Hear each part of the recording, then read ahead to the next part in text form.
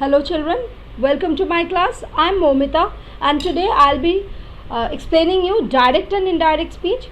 This is my second class. In my previous class I had explained you the assertive sentences, how to change direct to how to convert a sentence from direct to indirect for assertive sentence, and today I will be doing the interrogative sentence.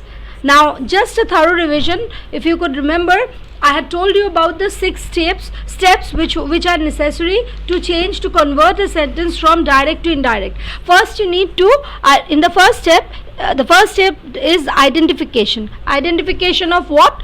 The subject, the object, the reporting verb, which person, the various persons, first person, second person or third person in the in the sentence, and finally the tense. So my first part was identification. The second was change in reporting verb, right? You remember change in reporting verb, like if it is said he told to me, he said to me, it would become he told me, right? So the second one was change in reporting verb. The third one is change in pronoun. How does the pronoun change? There is a rule, SON rule, that is if if in the reported speech you have the first person will change according to the subject. If in the reported speech you have a second person, it will change according to the object of the object that has been used in the sentence. And if there is a third person pronoun, then there won't be any change. My fourth change was change in tense. There was a brief video on how tenses were changed from while converting a sentence from direct to indirect sentences.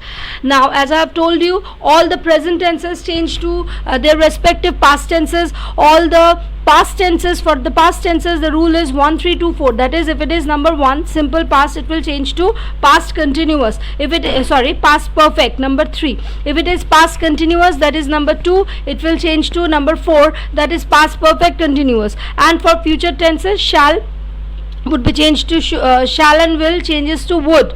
Shall changes to should, will changes to would. And finally the time words will also change according to the chart which had been given in your previous video, right? Now those were the assertive sentences. Now we would be doing the interrogative sentences. Now as you see, in the interrogative sentences will also follow the same rule, but however there are certain things which needs to be kept in mind while doing the conversion. Now let us have a look at the board.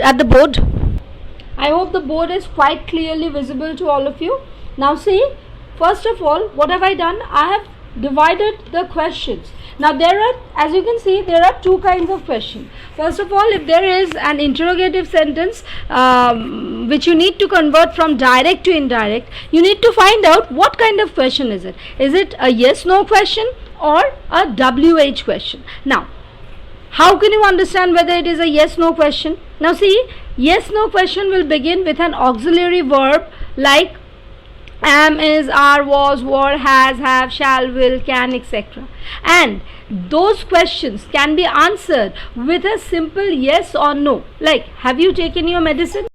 Now see, in this sentence, have you taken your medicine, what do we see? It begins with an auxiliary verb, have you taken your medicine, and this question can be answered with a simple yes or no, right? So this is a yes no question. On the other side we have the WH question. What does it mean? The WH question will begin with a WH word like where, what, whom, whose, why, etc. And it also needs a specific answer, and you cannot answer the question with a simple yes or no, like why are you running? Yes or no won't give an answer to this question. So you need a specific answer to answer this question. So these are the WH words. So our first step for conversion is to find out whether it is a WH question or a yes no question. Now if it is a yes no question, then we have to use if or whether to change into indirect. I repeat again, if it is a yes no question, then we have to use either of these 2 words, if or whether to change into indirect. Now what would be the structure? In a direct sentence, the structure would be auxiliary verb plus subject plus verb. Like the sentence here, the doctor asked, have you taken your medicine? So auxiliary verb plus you, subject plus verb, taken. Then you have the object here. Now see this sentence, auxiliary verb, have, subject you, then taken, right, verb, your medicine. And when we are converting it into indirect, the structure changes. How? The doctor asked, first of all we have to use the word if or whether plus subject plus auxiliary verb. So here we had auxiliary verb plus subject, which made it made it a question. Have you taken your medicine? It is a question here. Now when I change it to indirect, it won't be a question, it would be a simple statement. For that I need to change the structure, and so I have used the auxiliary verb first, then the main verb, then the subject, if plus subject plus auxiliary verb plus verb. See, if I, that is the subject, have is the auxiliary verb, taken is the main verb, my medicine. Other rules remain the same.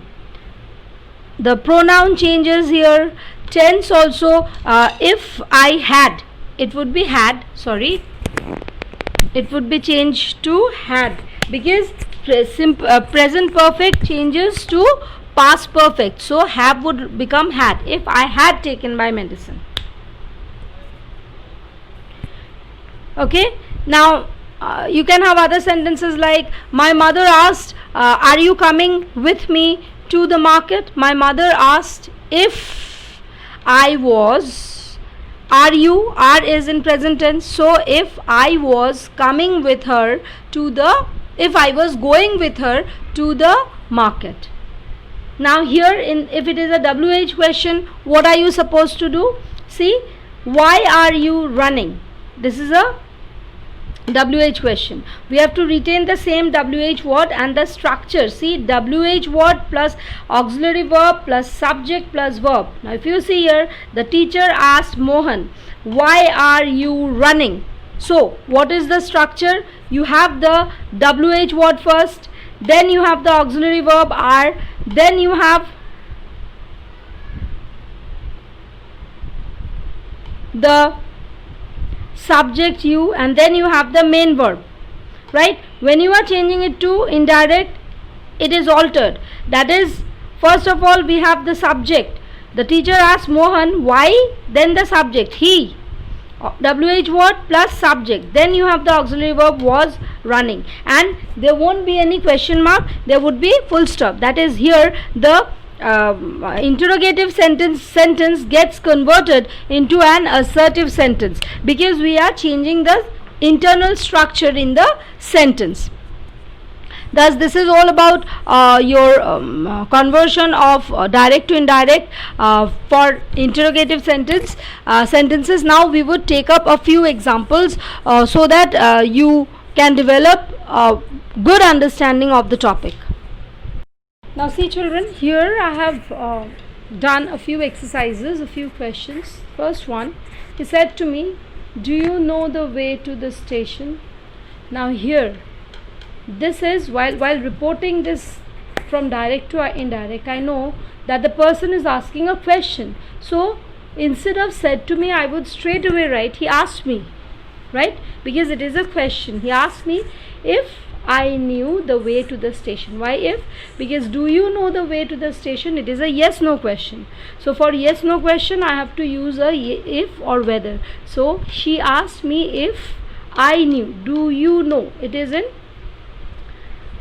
simple present, so I would change it to simple past. If I knew the way to the station.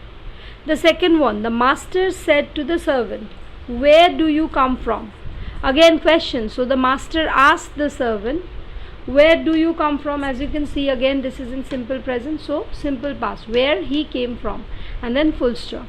I said to him, haven't I told you over and over again to be careful? I asked him if I haven't changes to hadn't, told him over and over again to be careful. Now here I have done an example of passage completion using passive voice. Now read this. This is the conversation between two friends, Jean and Fred. Jean says, my dad was a pilot. He flew over the Atlantic. Fred, where is he now? There would be a question mark here. At the bottom of the sea, his plane crashed. My uncle was a conductor. He walked for the railroad? No, he got struck by lightning. So this is the conversation between Jean and Fred. Jean is telling about her father and Fred is telling about his uncle. Now see how the dialogue has been reported here. Jean told Fred that my dad was a pilot.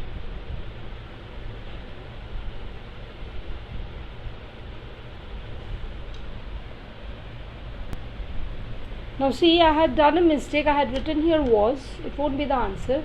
My dad was a pilot. It is in simple past. So simple past changes to past perfect. So it would be Jean told Fred that his father had been a pilot and added that he flew over the Atlantic would change to he had flown over the Atlantic. Again, simple past changes to past perfect, had flown. Fred exclaimed with surprise and asked, where is he now? It is in present tense. Where is he now? It would be changed to past. So where he was then. Again, see the structure, change in the structure. Where is he now? That is auxiliary verb plus subject. Here subject plus auxiliary verb. Where he is the subject, then the auxiliary verb, then. Jean disclosed that he was at the bottom of the sea as his plane crashed, as his plane had crashed. Simple past changes to past perfect. Then Fred said, his uncle, again, my uncle was a conductor. Same thing, his uncle had been a conductor. Jean inquired whether he walked for the railroad. It will remain the same because see, here the structure doesn't resembles a question. He walked. It would be, did he walk for the railroad? Right? And then you could have changed it, whether he had been working for the railroad or whether he had worked for the railroad. Did he work for the railroad is simple past. You can change it to whether he had worked for the railroad. Right? But here the structure is not proper, so I have kept it the same. Whether he worked for the railroad. Fred said that he didn't and revealed that he got struck by the lightning and revealed that he had got struck by the lightning. He got is simple past, past perfect. I hope this thing is quite clear to you. You can, even if you are given a passage completion, you can answer it. After reading the passage, the things will be very clear to you, and after that, it will be quite easy for you to answer. And the questions would be given like this: A, half of the question would be given, half you need to answer.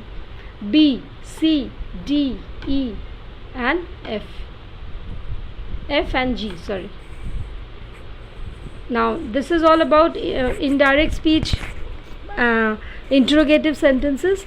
I hope you are quite clear about the topic and you would definitely be able to answer the questions now. Thank you for watching the video. Goodbye.